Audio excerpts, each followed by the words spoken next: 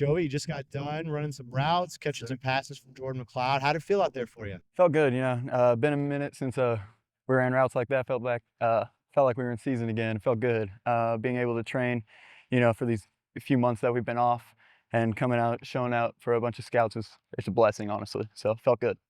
Did you feel did it feel like you were at the best performance you could have put out there? Were there some things you want to do better? How'd it go? I mean, it's just like I've told y'all a million times. I think in every single interview that we do is there's always something I could have done better. And even today, there's small things where whether it be confidence in certain things or getting out in a certain way, running routes a certain way. You guys saw I had that one drop. That one hurt myself a little bit, but that's football and that's how life is. And so I always think that there's something to improve on. But overall, I think it was a good day for everybody. Joey, first of all, congratulations on the new baby. Just how's that working out for you? Um, it's a lot, but I love it. I think you only understand once you have one. It's the biggest blessing in the world, but man, is it tough. Lack of sleep while training was something that I had to go through a couple times, but honestly, I wouldn't want it any other way. That baby girl is my blessing. That's my whole world right now. Yeah, what are some things you worked on before a pro day that you wanted to focus on? Speed for sure. I was working with Aries Merritt. He's the track coach here, world record holder in the hurdles, Olympic gold medalist in 2012.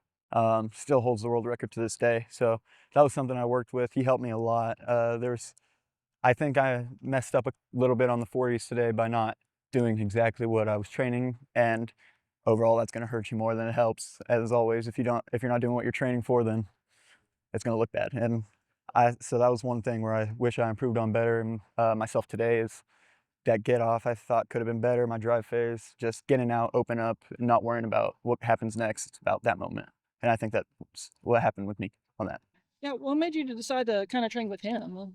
There's a whole lot of things. Having a newborn was a big thing. She was born in February, and so that one was a weird where I could go train in another state, but I didn't know exactly when I would be back. Original due date was March 4th, and it was early February.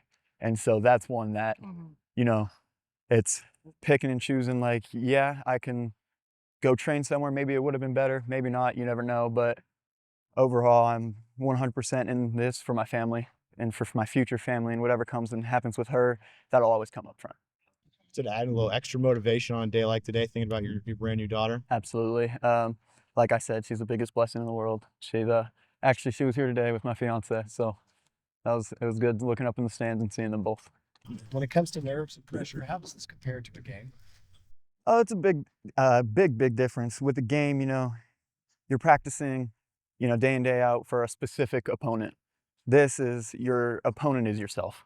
And that's the biggest thing is, okay, how am I going to improve myself by beating my old self? And that's something that, you don't really look at a lot and look into as much, but it is a game changer. And so your nerves are definitely more because, like, today, it's your whole future.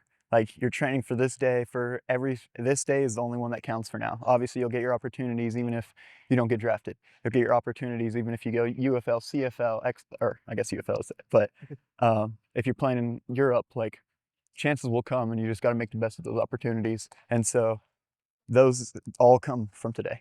And for a game, you think, oh yeah, I got next week.